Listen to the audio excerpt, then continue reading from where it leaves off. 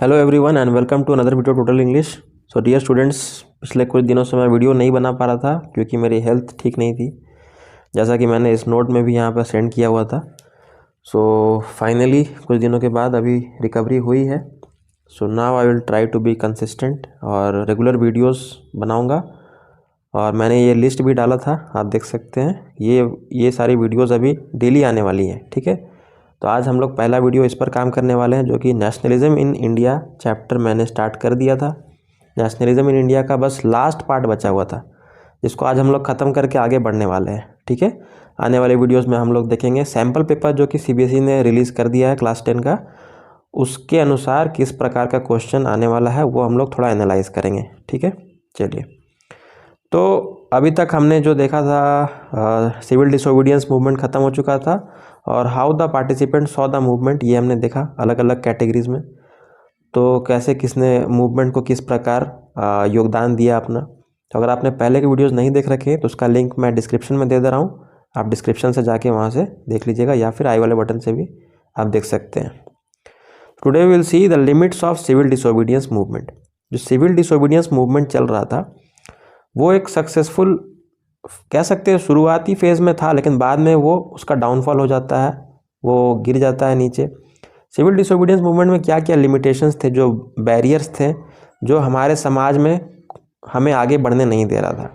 हम लोग एक रेवोल्यूशन, एक मूवमेंट की बात करते हैं, तो रेवोल्यूशन या मूवमेंट तभी सक्सेसफुल हो सकता जब तक समाज के सारे लोग, सारे वर्ग के, सारे जाति के, सारे धर्म के एक साथ एक जगह पे इकट्ठे नहीं हो। अगर आपस में ही हमें भेदभाव अगर दिखने को मिलेगा तो ये पॉसिबल कैसे है, ये सिनेरियो को देख पाना। तो उन्हीं कुछ पहलुओं पे हम लोग चर्चा करेंगे। ये एनसीईआरटी का लास्ट पॉइंट है नेशनलिज्म इन इंडिया चैप्टर का। Limits of civil disobedience movement में हमने देखेंगे कि all social groups were not associated with the revolution. Revolution में सारे सोशल ग्रुप्स एसोसिएटेड नहीं थे, जुड़े हुए नहीं थे। जैसे कि पहला ग्रुप मैंने यहाँ बांटा है अनटचेबल्स, जिसको बोलते थे उस समय, दलित जो कि लोअर कास्ट लोग थे, उनको समाज से अलग थलग रखा जाता था, उनको वो पहचान, वो इज्जत नहीं मिलती थी। तो जब तक आप समाज के एक तबके को अपने से अलग रखिएगा तो आप कैसे उम्मीद रख सकते हैं कि सब कोई एक प्लेटफॉर्म पर आकर एक जगह पर जाकर आंदोलन कर सके, ठीक है। तो उस वक्त हो क्या रहा था, देखते हैं। कांग्रेस सपोर्टेड द सनातनीज जो कि हाई कास्ट हिंदूज थे, वो ज़्यादातर कांग्रेस उनके फेवर में रहता था, क्योंकि उनके जो नेता होता जो बड़े बड़े थे वो खुद बिलोंग करते थे हाई कास्ट हिंदूज। हालांकि जब गांधी जी का आगमन होता है, जब उनका इंट्रोडक्शन होता है कांग्रेस में, तब बाद के फेज़ में वो सोचते हैं कि लोअर कास्ट के जो लोग हैं उनको साथ लाने का एक इनिशिएटिव लिया जाए, एक पहल किया जाए, ठीक है। तो वो अपने तरीके से इस काम को अंजाम देते हैं। सबसे पहले वो सोचते हैं कि गरीबों, जो लोअर कास्ट है, उनको रिस्पेक्ट नहीं मिलता है, तो उन्हें उनकी खोई हुई रिस्पेक्ट को हमें लौटाना चाहिए। तो वो कहते हैं उन्हें Harijans, called them Harijans. Harijans मतलब हरि मतलब गॉड और जन मतलब उसके लोग, भगवान के ये बच्चे हैं, ठीक है, भगवान के ये लोग हैं। तो जब भगवान के लोग हैं, भगवान ने बनाने में किसी पे फ़र्क नहीं किया, तो हमें इन्हें क्यों अलग कंसिडर करते हैं। तो एक रिस्पेक्टफुल नाम उन्हें दिया गया, ठीक है, रिस्पेक्टफुल नाम दिया गया हरिजन। ये फिर उसके बाद उन्होंने कई जगह सत्याग्रह ऑर्गेनाइज किया, organise satyagraha to secure them entry into temples, access to public wells, tanks, roads, schools. पहले का सिचुएशन बहुत ख़राब था, आज के समय में तो ये सब नहीं है, बहुत अच्छा सोसाइटी पहले के मुकाबले अगर कंपेयर किया जाए तो बेटर है। पहले मंदिरों में जाना, ठीक है, पब्लिक वेल्स, टैंक्स, ये सब, एक जगह से पानी भरना, रोड, स्कूल में पढ़ना, ये सब तक की अनुमति नहीं थी, ठीक है। तो उससे तो बेहतर ही है, ठीक है। हालांकि आज भी कई लोग ऐसा सोच रखते हैं, लेकिन अब ये ना के बराबर है पहले के मुकाबले। तो इन सब में उनको अलाउ करने के लिए उन्होंने सत्याग्रह किया कि हम लोग को, उन लोग को भी इन सब पब्लिक चीज़ों पर अलाउ करना चाहिए, उनका भी उतना ही अधिकार है जितना बाकी लोगों का है। He himself clean toilets to dignify the work of the Bhangi, जो जिन्हें स्वीपर्स इंग्लिश में कहते हैं, स्वीपर्स को भांगी बोलते हैं। और वो लोग टॉयलेट्स वगैरह साफ़ करते थे। तो वो महात्मा गांधी बोलते कोई भी काम छोटा या बड़ा नहीं होता है, तो उन्होंने खुद टॉयलेट्स को साफ़ करके लोगों तक ये मैसेज पहुंचाया कि ये काम सिर्फ इनके लिए नहीं है, ये काम हम सब कर सकते हैं, ठीक है, कुछ भी छोटा या बड़ा नहीं होता है। तो ये मैसेज महात्मा गांधी के द्वारा दिया गया। हालांकि इससे कुछ खास काम नहीं बना। जो डाउन ट्रोडेंस थे, जो कि निचले तबके के बिलोंग करते थे, उनका ये मानना था कि जब तक दलित्स का ये मानना था जब तक उन्हें पॉलिटिकल एम्पावरमेंट नहीं मिल जाए।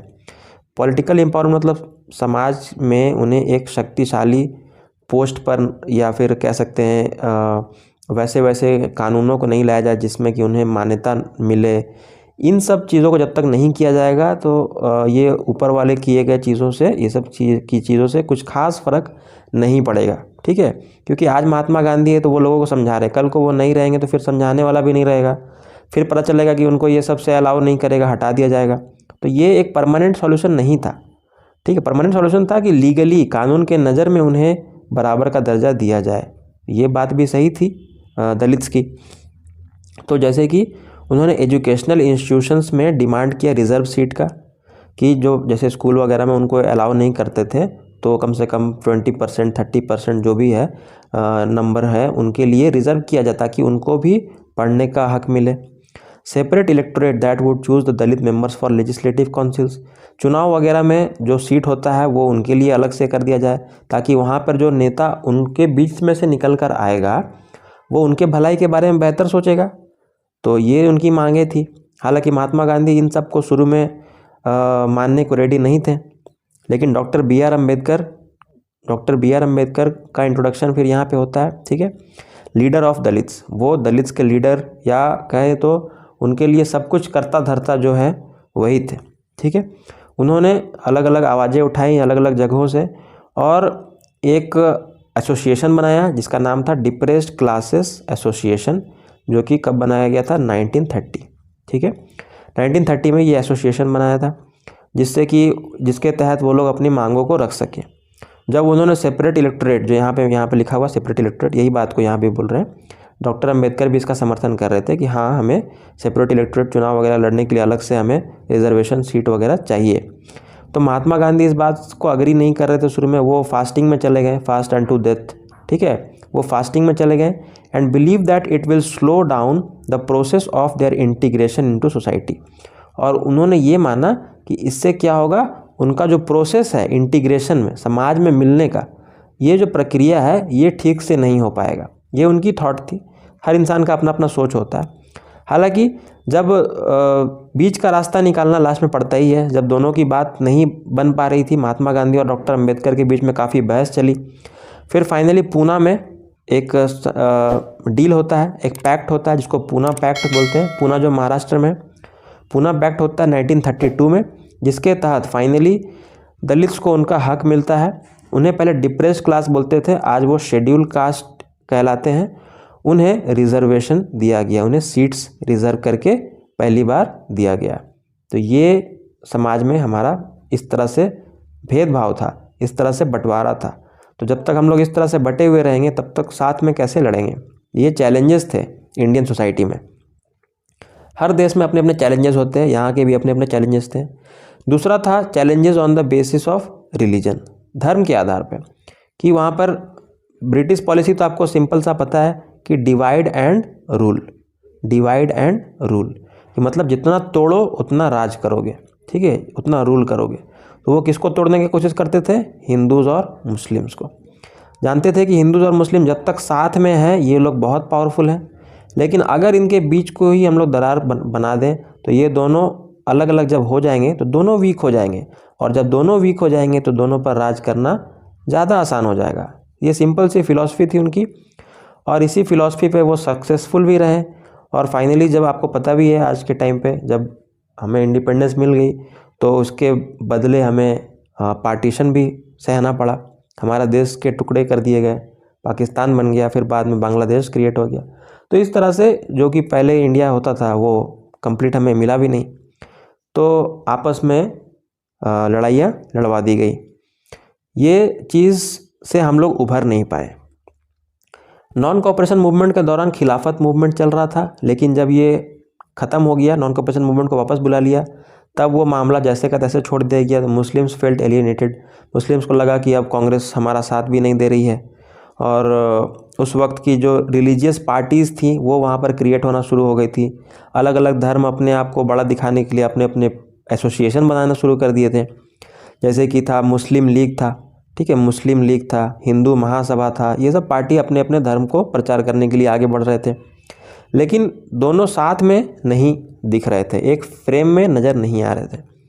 तो कांग्रेस जो था वो ज़्यादा एसोसिएटेड किससे था? हिंदू रिलीजियस ग्रुप, जो कि हिंदू महासभा था। तो इससे मुस्लिम्स को लगा कि वो उनके प्रति ज़्यादा समर्पित है, हमारे लिए उतना काम नहीं करेंगे।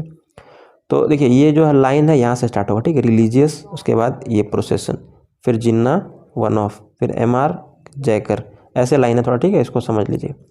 तो religious procession and rites depend the distance between two communities. जगह जगह पे दंगे होने लगे, लड़ाइयाँ होने लगी, और इनके दो कम्युनिटीज़ के बीच में जो गहराई थी वो बढ़ती चली गई, जो कि कभी भर नहीं पाई। और मोहम्मद अली जिन्ना मुस्लिम लीग के संस्थापक थे, और वहाँ के लीडर्स जो थे, मेन थे, उनका ये सोच था कि हमें सेपरेट इलेक्टोरेट दिया जाए मुस्लिम्स को, जैसे कि अभी दलित्स को दिलवाया गया सेपरेट इलेक्टोरेट, वैसे मुस्लिम्स की भी कोई क्षेत्र है जहाँ से वो लोग ज़्यादा पॉपुलेशन में है, तो उनको उनकी डिमांड्स को पूरा करना कैसे है, फुलफ़िल कैसे करना है, इसके लिए मुस्लिम अगर नेता को वहाँ बनाया जाए तो ये बेहतर रहेगा। तो सब अपना अपना मांग रखने लगे, तो इस तरह से समाज बढ़ता चला गया। MR जयकर वहीं पे दूसरे तरफ से जो थे वो हिंदू महासभा को किए थे, वो अपोज कर रहे थे ये efforts to bring the communities together, कि मतलब साथ में नहीं हो पाएंगे, सब अलग अलग रहेंगे, ठीक है, यही सब इनका सोच था। तो इस तरह से बंटवारा होता चला गया, और फाइनली डिवीज़न तो आपको पता ही है, पार्टीशन जो हुआ। Atmosphere of suspicion and distrust between communities developed during civil disobedience movement. तो ये सस्पिशन, शक, और डिस्ट्रस्ट मतलब भरोसा नहीं होना, ये सब आपस में इनके बीच में डेवलप हो गया। सिविल डिसोबीडियंस मूवमेंट में ये देखने को मिला, और इसलिए सिविल डिसोबीडियंस मूवमेंट लास्ट में सक्सेसफुल नहीं होता है, क्योंकि ये दोनों साथ में नहीं आ पा रहे थे। They feared that the cultural identity of minorities would be submerged under the domination of Hindu majority. उनको डर था कि हिंदू की मेजॉरिटी ज़्यादा है, संख्या अधिक है, तो इसके चलते हमें हमारा हक, जो आइडेंटिटी है, हमारी पहचान है, वो हमें नहीं मिल पाएगी। यही कन्फ्यूज़न के चलते साथ में नहीं आ पा रहे थे। अगला पॉइंट आता है सेंस ऑफ कलेक्टिव बिलोंगिंग, एक साथ रहने का सेंस, ठीक है। तो इसको हम लोग नेक्स्ट वीडियो में देख लेंगे, sense of collective belonging. Next video कल आएगी, और उसके बाद हम लोग SST का ये हिस्ट्री हमारा ख़त्म हो जाएगा कल। फिर हम लोग चलेंगे इंग्लिश के कुछ सैम्पल पेपर और SST के सैम्पल पेपर, दोनों को स्टडी करेंगे, ठीक है। तो अभी वीडियोस रेगुलर आती रहेंगे, चैनल के साथ जुड़े रहें। अगर आपको वीडियो अच्छा लगा हो, सब समझ में आ रहा हो, इसको लाइक कर दें, फ्रेंड्स के साथ शेयर करें, और ज़्यादा से ज़्यादा लोगों को बताएं कि इंग्लिश और SST की प्रिपरेशन क्लास 9-10 के लिए आप टोटल इंग्लिश चैनल के साथ जुड़ सकते हैं। Thank you so much, will meet in the next video, bye.